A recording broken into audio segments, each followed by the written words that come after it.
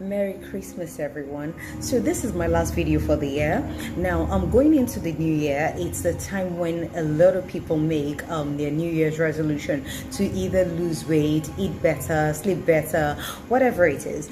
I believe your New Year's resolution should be something that comes from within, and that is to know your worth. When you talk about knowing your worth, a lot of people liken that to money in some way, shape, or form, like how much you have or how much somebody spends on you.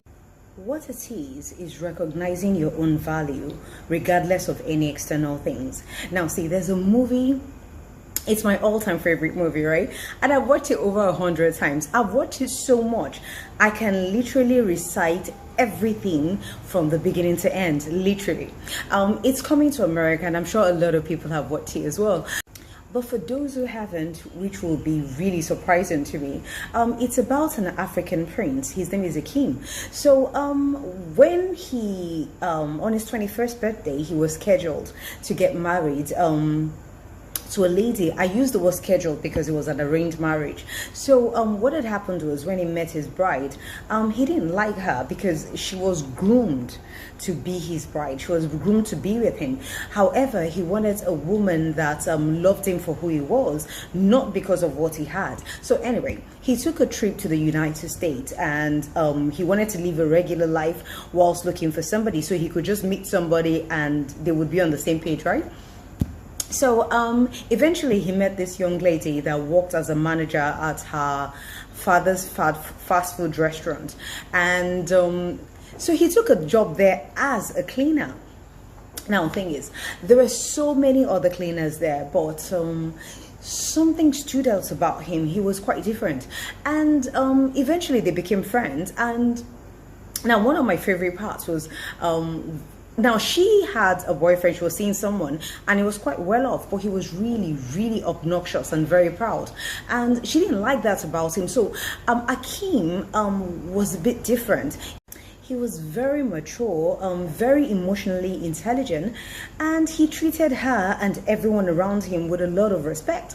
And she noticed that about him without even realizing it. She fell for him, right? And one of my favorite parts was when they went on a date, and as they were walking towards the restaurant, he had given some beggars some money.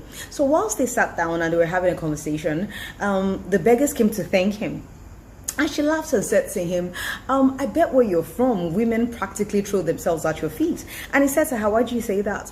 And she said, because you have a sort of inner glow, like you're above anything petty. It's almost regal, you know? Mind you, at that time, she thought he was a cleaner that was a goat herder back in Africa.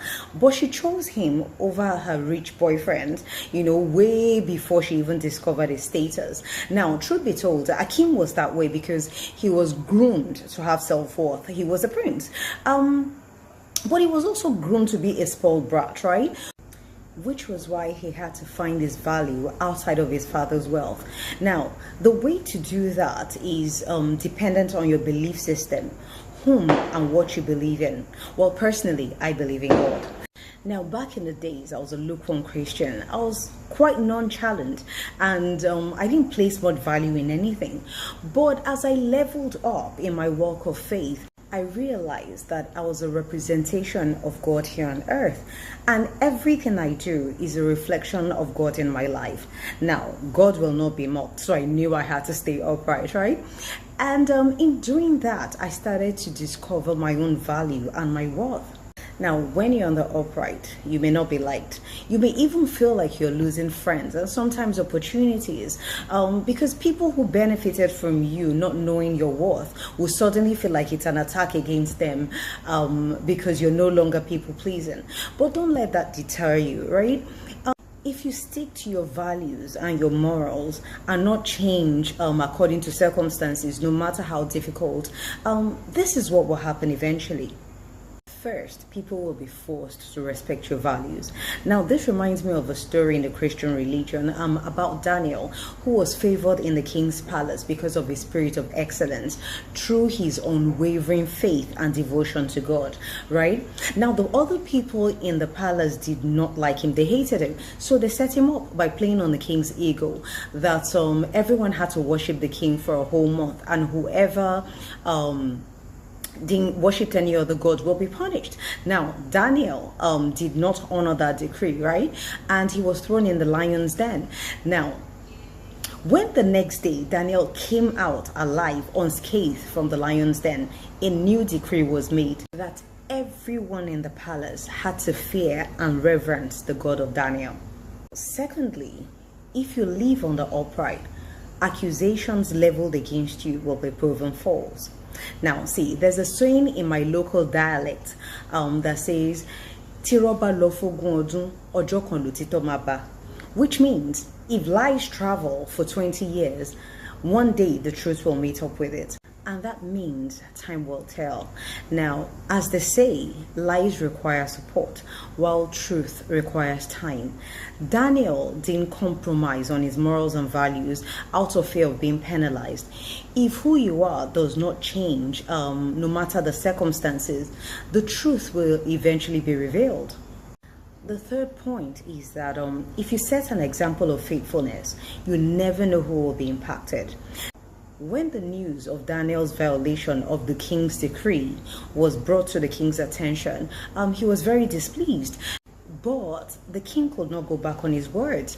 It was recorded that he did everything to prevent Daniel's death. He even fasted, he prayed and slept a little in the night when Daniel was put in the lion's den.